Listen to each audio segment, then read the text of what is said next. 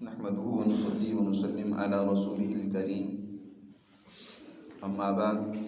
أعوذ بالله من الشيطان الرجيم بسم الله الرحمن الرحيم يسألونك عن الشهر الحرام قتال فيه قل قتال فيه كبير وصد عن سبيل الله وكفر به والمسجد الحرام وإخراج آله منه أكبر عند الله والفتنة أكبر من القتل ولا يزالون يقاتلونكم حتى يردوكم عن دينكم إن استطاعوا ومن يرتد منكم عن دينه فيمت وهو كافر فأولئك حبطت أعمالهم في الدنيا والآخرة وأولئك أصحاب النار هم فيها خالدون إن الذين آمنوا والذين هاجروا وجاهدوا في سبيل الله أولئك يرجون رحمة الله والله غفور رحيم صدق الله العظيم۔ یہ سورہ بقرہ کا رکوع نمبر 16 ہے۔ اس کی ابتدائی آیات مبارکہ بھی تلاوت ہوئی ہیں۔ اللہ سبحانہ و تعالی نے ان آیات میں چند ایک سوالات جو اس دور میں صحابہ کرام رضوان اللہ تعالی علیہم اجمعین کی طرف سے یا مخالفین کی طرف سے اٹھائے گئے ان کے جوابات دیں، اور ان جوابات کے ضمن میں بہت اہم قوانین ضابطے تعلیم فرمائے ہیں۔ گزشتہ ایک سوال صحابہ کی طرف سے تھا کہ ہمیں خرچ کرنے کا حکم دیا جا رہا ہے دین اسلام کی پھیلاؤ اور اس کے غلبے کے حوالے سے، معاشرے میں عدل امن قائم کرنے کے حوالے سے اس خرچ کرنے کی ترتیب کیا ہونی چاہیے اور کتنی مقدار مال کی خرچ کرنے کا حکم ہے۔ اسی طرح یہاں ایک سوال کیا جا رہا ہے، اور اس سوال کا کچھ پس منظر اس طرح ہے۔ سوال پہلے تو یہ ہے کہ اشہر حرم میں یہ 4 مہینے حرمت کے زمانے قدیم سے شمار ہوتے تھے۔ حضرت ابراہیم علیہ السلام سے یہ حرمت کے مہینے 4 چلے آ رہے تھے، جس میں رجب، شوال، ذی قعدہ اور ذی الحج یہ مہینے حرمت کے شمار ہوتے تھے۔ ان مہینوں کے اندر جنگ، لڑائی، مشرکین عرب بھی، کفار جاہلیت بھی ان مہینوں کے اندر لڑائی کرنے کو، جنگ کرنے کو یا کسی قسم کا خون خرابہ کرنے کو درست نہیں سمجھتے تھے۔ ان مہینوں کی حرمت اور عزت وہ کیا کرتے تھے۔ ایک واقعہ پیش آیا، اس واقعے کے ضمن میں مشرکین کو کافی سوالات اٹھانے کا موقع ملا۔ واقعہ یوں پیش آیا کہ نبی کریم صلی اللہ علیہ وسلم نے جمادی الاخری کے آخری دنوں میں ایک چھوٹا سا دستہ، پہلے تو حضور صلی اللہ علیہ وسلم نے اس دستے کا امیر حضرت ابو عبیدہ بن جراح رضی اللہ تعالیٰ عنہ کو مقرر کیا، لیکن وہ حضور کی جدائی کو برداشت نہ کر سکے اور رونے لگ پڑے۔ تو حضور صلی اللہ علیہ وسلم نے ان کی جگہ پر حضرت عبداللہ بن جحش رضی اللہ تعالیٰ عنہ کو امیر مقرر کر کے بغیر کسی واضح حکم اور مشن کے انہیں ایک خط دیا اور فرمایا کہ جب تم، یہ 8 افراد پر مشتمل ایک چھوٹا سا دستہ تھا، فرمایا جب تم بطن نخلہ میں پہنچو تو اس خط کو پڑھنا اور اپنے ساتھیوں کو کسی بات پر مجبور نہ کرنا، انہیں اختیار دینا۔ چنانچہ حضرت عبداللہ بن جحش رضی اللہ تعالیٰ عنہ اس چھوٹے لشکر کے ساتھ جب بطن نخلہ میں پہنچے تو وہاں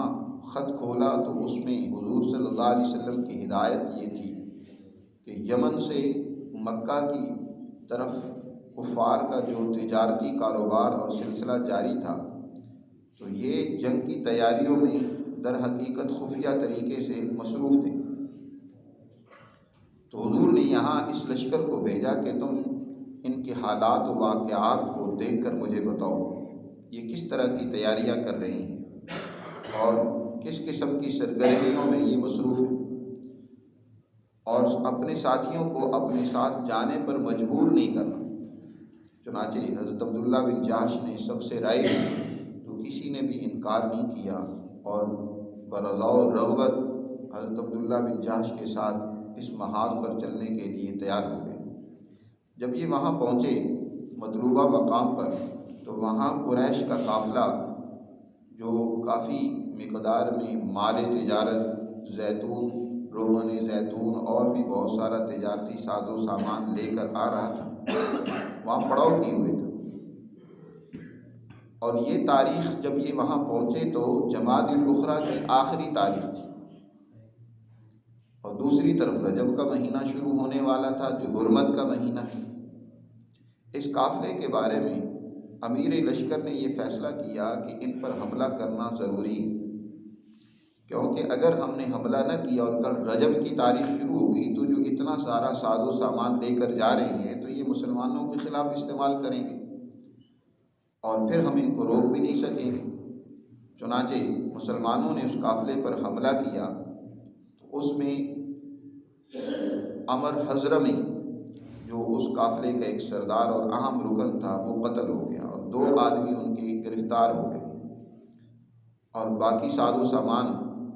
اپنے قبضے میں حضرت عبداللہ بن جحش لے کر حضور صلی اللہ علیہ وسلم کی خدمت میں حاضر ہوئے۔ اور حضرت عبداللہ بن جحش یہ وہی پہلا لشکر ہے جو ان کی قیادت میں بھیجا گیا تھا، سب سے پہلا لشکر جو اسلام کی طرف سے دشمنان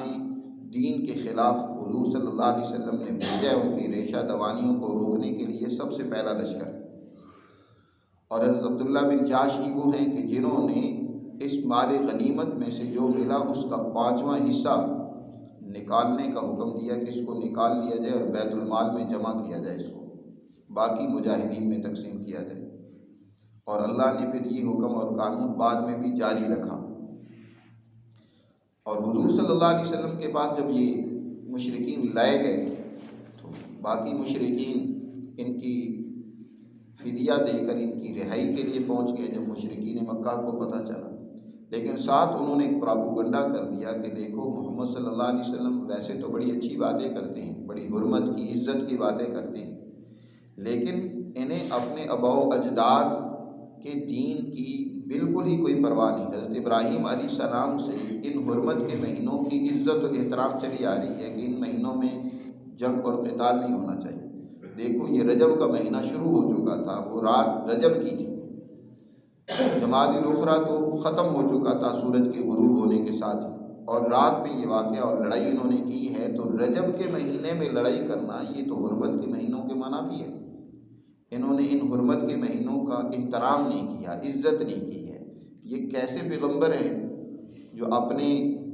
جد امجد حضرت ابراہیم علیہ السلام کی تعلیمات کو بھی جھٹلاتے ہیں اور اشہر حرم کا احترام نہیں کرتے؟ تو قرآن مجید نے ان کے اس سوال کو، بعض روایات میں آتا ہے کہ حضور صلی اللہ علیہ وسلم نے بھی اس دستے کو تھوڑا سا سخت ان کی سرزنش کی کہ میں نے تمہیں لڑائی کا نہیں کہا تھا، یہ تو رجب کا مہینہ شروع ہو چکا تھا، حرمت کا مہینہ تھا، اس مہینے میں تو تمہیں لڑائی نہیں کرنی چاہیے تھی، ہمیں بھی اس کی عزت اور اس کا پاس رکھنا چاہیے تھا۔ پھر بعد اور صحابہ نے بھی اس طرح کی باتیں کی، تو یہ جو چھوٹا سا لشکر تھا اس کو بڑی پریشانی لاحق ہوئی کہ ہم نے تو بہت غلط کام کر لیا، یہ ہمیں نہیں کرنا چاہیے تھا، حضور بھی ناراض ہو رہے ہیں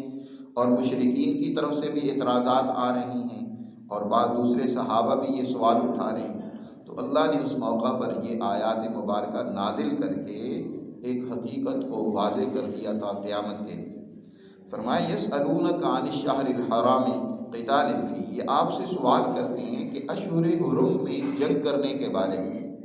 یہ حرمت کے جو مہینے 4 ہیں ان میں جنگ کرنا، قتال کرنا یہ تو درست نہیں ہے، اس بارے میں یہ بات کرتے ہیں آپ سے، آپ فرما دیجئے قل قتال فیہ کبیر، کہ ان میں لڑائی کرنا گناہ ہے، بری بات ہے، کوئی اچھی بات نہیں ہے۔ حرمت کی چیزوں کی حرمت اور عزت یہ سبھی کو رکھنی چاہیے، مسلمان بھی حرمت کی چیزوں کی عزت کرتے ہیں۔ حضور صلی اللہ علیہ وسلم نے ہمیشہ حرمت کے مہینوں کی عزت کی ہے، اور اسی طرح حرمت کی جگہوں کی، جیسے مسجد حرام ہے، صرف فتح مکہ کے دن حضور صلی اللہ علیہ وسلم نے فرمایا کہ اس کی حرمت میرے لیے تھوڑے سے دن کے حصے کے لیے ختم کی گئی تاکہ میں یہاں اللہ کے دین کو غالب کر سکوں، لیکن اس کی حرمت جیسے پہلے تھی ویسی تا قیامت اب بھی موجود رہے۔ تو فرمایا ان کی حرمت ہے، ان میں لڑائی کرنا بری بات ہے، لیکن اس سے برا کام کیا ہے؟ وَصَدٌّ عَن سَبِيلِ اللَّهِ وَكُفْرٌ بِهِ وَالْمَسْجِدِ الْحَرَامِ وَإِخْرَاجُ أَهْلِهِ مِنْهُ أَكْبَرُ عِنْدَ اللَّهِ وَالْفِتْنَةُ أَكْبَرُ مِنَ الْقَتْلِ۔ اللہ کے راستے سے انسانیت کو روکنا، اللہ کے دین کو اپنی مرضی سے قبول کوئی نہ کر سکے، اللہ پر ایمان نہ لا سکے، کسی کو اس کی آزادی سلب کر لینا، اپنی آزادی سے اپنی مرضی سے کوئی ایک دین اسلام کو قبول کرتا ہے، تمہارا اس پر جبر ہوتا ہے کہ تم نے اس دین کو قبول کیوں کیا، تم اس کو روکتے ہو، تو اللہ کے راستے سے روکنا، وَكُفْرٌ بِهِ، اور اس اللہ کا انکار کرنا، اس مالک کا جس نے پیدا کیا ہے، خلق کیا ہے، جس نے تمہیں تمہاری ضروریات دی ہیں، اور اس کا انکار کرنا، والمسجد الحرام، اور مسجد حرام کی حرمت کا انکار کرنا، اور اس سے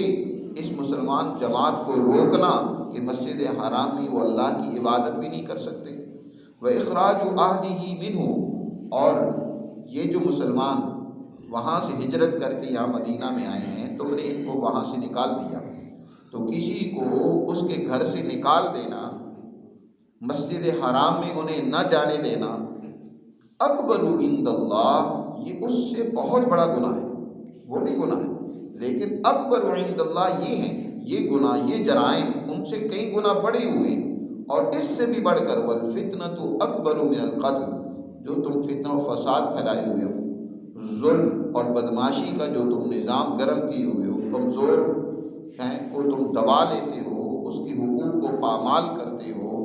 مسلمان اس وقت کمزور تھے، تم نے ان کو زد و کوب کیا، ان کو تم نے اذیتیں پہنچائیں، تکلیفیں پہنچائیں، اور اس کے علاوہ کمزور لوگوں پر تمہارے جو مظالم ہیں، یہ تو ان سب سے بڑھ کر ہے، قتل سے بھی بڑھ کر یہ فتنہ ہے، والفتنۃ اکبر من القتل۔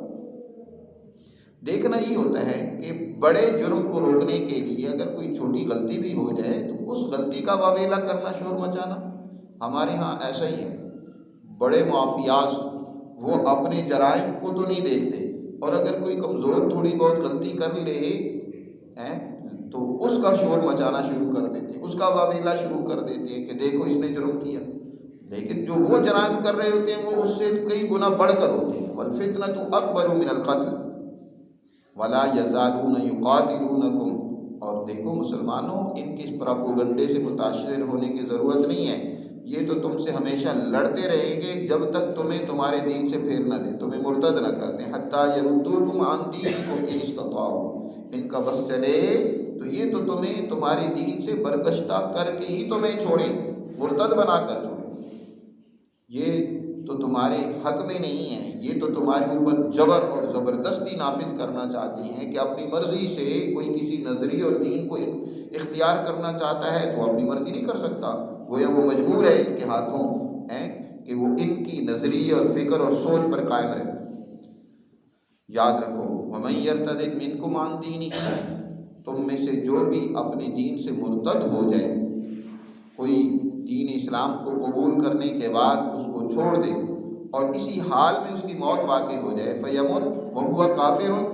اور اسی کفر کی حالت میں ہی وہ مر جائے، یاد رکھو فَأُولَٰئِكَ حَبِطَتْ أَعْمَالُهُمْ فِي الدُّنْيَا وَالْآخِرَةِ، یہی لوگ ہیں کہ جن کے اعمال دنیا میں بھی غارت ہوئے اور آخرت میں بھی، وَأُولَٰئِكَ أَصْحَابُ النَّارِ هُمْ فِيهَا خَالِدُونَ، اور یہی جہنمی۔ یہاں قرآن مجید نے مرتد کی سزا کا بھی ذکر کر دیا کہ جو دین اسلام سے مرتد ہو جاتا ہے اس کی سزا دنیا میں بھی سخت ہے۔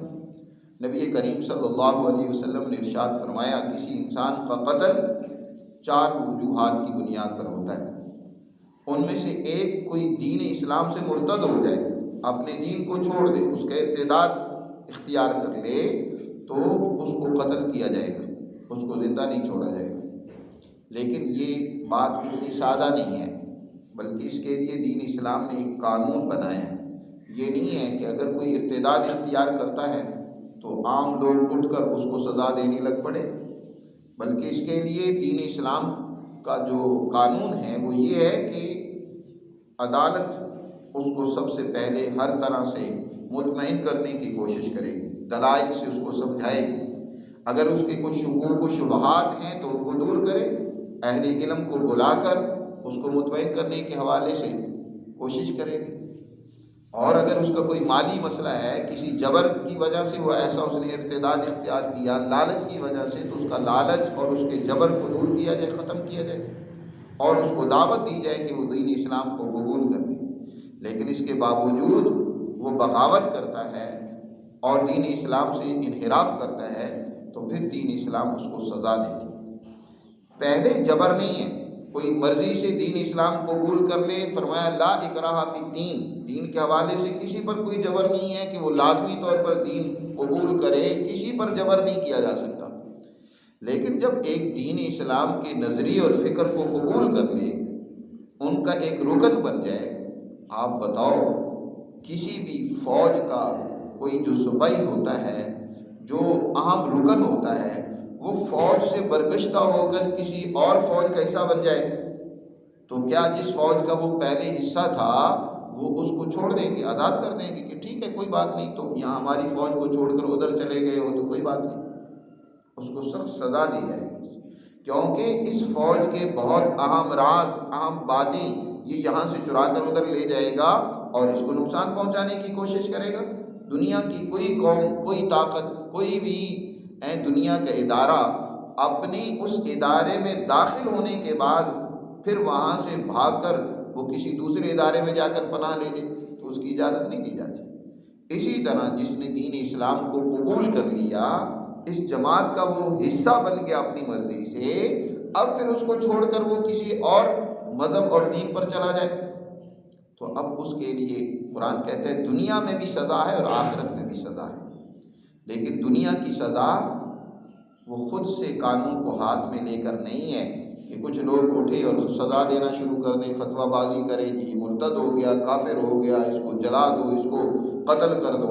اس کو تو اس طریقے سے تو انارکی پھیلانے والے، اس طریقے سے معاشرے میں فتنہ اور فساد پیدا کرنے والے مجرم ہیں، ان کو سزا ملنی چاہیے۔ اس کا طریقہ کار ایک عدالت کے ذریعے سے ہے، اس کے ایک پروسیجر ہے کہ عدالت، حکومت ایسے آدمی کو پہلے سمجھائے گی، اس کی جو غلطیاں ہیں، جو اس کے شکوک و شبہات ہیں، جو اس کے مسائل ہیں، ان کو حل کرنے کی کوشش کرے گی، اس کو دعوت دے گی کہ اپنے دین پر قائم رہو۔ لیکن اگر وہ نہیں سمجھتا تو پھر اس کے لیے سزا ہے۔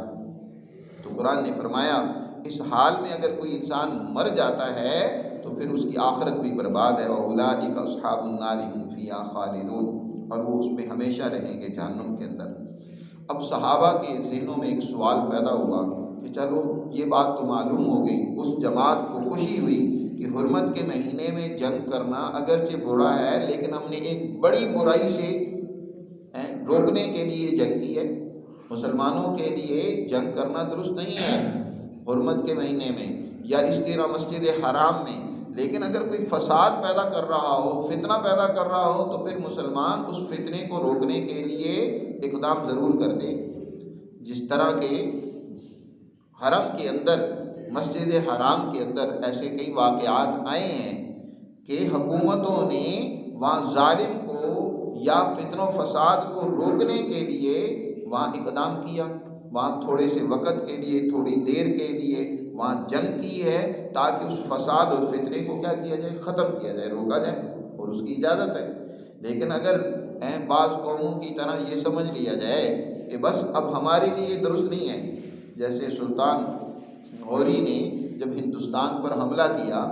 تو یہاں کے ہندوؤں نے لوگوں کے اندر مذہبی جنون پیدا کر کے اور یہاں کے راجوں اور مہاراجاؤں نے عوام کو بھڑکا کے اپنے ساتھ ملا کر سلطان غوری کو شکست دی۔ اب وہ سمجھ گیا کہ یہ یہاں ایک جذبہ مذہب کا پیدا کر کے ان کو، عوام کو بھی استعمال کیا جا رہا ہے، ان کے مقابلے میں ہمیں کوئی اور حکمت عملی اپنانی ہوگی۔ چنانچہ اس نے، شہاب الدین غوری رحمۃ اللہ علیہ نے گایوں کا ایک ریوڑ اکٹھا کیا دوبارہ جب حملہ کیا اور ان گایوں کو آگے آگے رکھا۔ اب یہاں کی قومیں جو ہیں وہ گایوں کی پرستش کرتی ہیں، گاؤں کا احترام کرتی ہیں، لہذا وہ آگے لڑنے کے لیے تیار نہیں، ان پر توپ چلانے ان کے لیے، تیر ان پر چلانے کے لیے تیار نہیں، یہ تو ہماری گائے ماتا ہے، ہم اس کو کیسے ماریں۔